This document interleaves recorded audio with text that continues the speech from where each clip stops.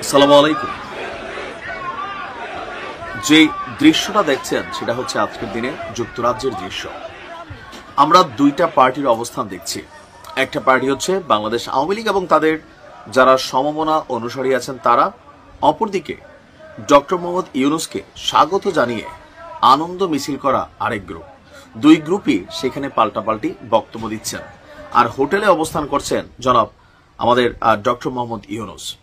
যুক্তরাজ্যের মাটিতে এমন দৃশ্যপট ঘটবে সেটা আগে থেকেই আইডিয়া করা হয়েছিল, কারণ সজীব ওয়াজেদ জয় তিনি আহ্বান জানিয়েছিলেন বাংলাদেশ আওয়ামী লীগের নেতাকর্মীদেরকে তারা যেন সেখানে গিয়ে প্রতিবাদ করে, বিক্ষোভ করে। ইভেন চিন্ময় দাসের অনেক অনুসারী যারা আছেন তারাও কিন্তু সেখানে আজকে প্রতিবাদ বিক্ষোভ করেছেন যে চিন্ময় দাসকে অন্যায়ভাবে আটকে রাখা হয়েছে। এই যখন প্রেক্ষাপট বাংলাদেশেও ঘটছে নানান ঘটনা, আজকের দিনে আপনি গণমাধ্যম জুড়ে যদি দেখেন ডক্টর মোহাম্মদ ইউনূসের বিপরীতে বিশাল একটা গণমত জনমত মিডিয়া প্ল্যাটফর্মে কিন্তু আমরা দেখছি। অপরদিকে রাতারাতি অনেকটা হিরোতে পরিণত হয়েছেন সাবেক রাষ্ট্রপতি হামিদ খান, কারণ তিনি বাংলাদেশ ছেড়ে গিয়ে আবার যে বাংলাদেশে ফিরে আসছেন, এই যে তার কামব্যাকটা, কেউ কেউ বলছেন যে এটা রাজনীতিতে একটা মাইল ফলক হিসাবে, কি বলা হচ্ছে, এই মুহূর্তে বাংলাদেশ আওয়ামী লীগের নেতাকর্মীরা যখন প্রতিদিন বাংলাদেশ ছেড়ে পালাচ্ছে, অনেকের নামে মামলা হয়েছে, হামিদ খানের নামেও মামলা হয়েছে, তারপর তার এই বাংলাদেশে কামব্যাক করাকে অনেকে বলছে যে ডক্টর মোহাম্মদ ইউনূসের চেয়েও তার জনপ্রিয়তা এখন আরো বেশি।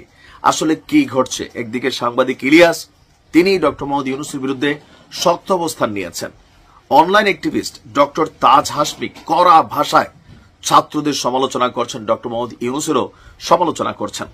ডক্টর মোহাম্মদ ইউনূসের যুক্তরাজ্য সফর ঘিরে আরো রয়েছে বেশ কিছু, হয়তোবা আমরা চমক দেখতে পাবো। আমরা যখন নিউজটি করছি অলরেডি তিনি একটা মিটিং এ আছেন, সম্ভবত এয়ারবাস যে ফ্রান্সের কোম্পানি, সেই এয়ারবাস কোম্পানির সাথে সেখানে তিনি বৈঠক করছেন, নাকি যুক্তরাজ্যের কোম্পানি আমি এটা ভালো জানি না, তবে তাদের সাথে সেখানে একটা বৈঠক হচ্ছে।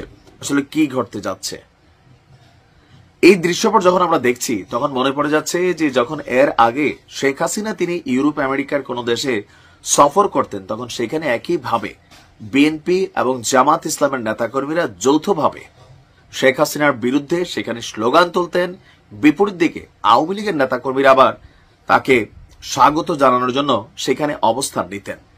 কোন দৃশ্যপটই কিন্তু পজিটিভ না। তবে ডক্টর মোহাম্মদ ইউনূসের জন্য আমার কাছে মনে হচ্ছে হঠাৎ করেই সবকিছু খুব দ্রুত পরিবর্তন হয়ে যাচ্ছে। ওনার যেই নির্বাচনের সময়সূচি ঘোষণা বা টোটাল টাইম ফ্রেম সবকিছু নিয়ে বিএনপিকে শত্রুতে পরিণত করা, এই সবকিছুর লাস্ট একটা সমাধান হয়তো এই লন্ডন সফর থেকে পজিটিভ হইতে পারে, নেগেটিভও হইতে পারে। কেউ কেউ বলছেন যে তার এই যুক্তরাজ্য সফরে জনাব তারেক রহমানের সাথে সাক্ষাৎকারী নির্ভর করবে আগামী দিনে তিনি যেই বিশাল জনসমর্থন পেয়েছিলেন বা প্রত্যেকটা রাজনৈতিক দলের যে সমর্থন পেয়েছিলেন সেই সমর্থন কি থাকবে, নাকি ওনার পরিণতিও বিএনপির ভাষায় যে 5ই আগস্টের মতন আরেকটা দৃশ্যপট তৈরি হতে পারে। আপনার কি মনে হচ্ছে যে আসলে পরিস্থিতি কোন দিকে যাচ্ছে?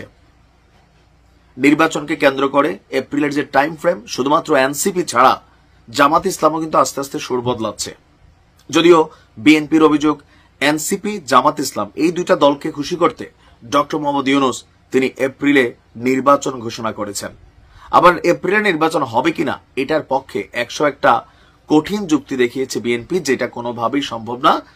এই এপ্রিল মাসে নির্বাচনটা উনার অন্তরে নির্বাচন দেওয়ার ইচ্ছা নেই, উনি নির্বাচনকে আরো পিছিয়ে নেবেন, কারণ এনসিপি নেতারা ফাঁকে ফাঁকে সার্জিসরা নানান ধরনের কথা বলছে। সবকিছু মিলিয়ে বাংলাদেশ অস্থিতিশীলতার দিকে যাচ্ছে। সবাইকে ধৈর্য ধারণ করতে হবে, একটা সুন্দর সিদ্ধান্তে উপনীত হতে হবে যেটা দেশের জন্য কল্যাণকর, জনতার জন্য কল্যাণকর। ভালো থাকুন। আসসালামু আলাইকুম।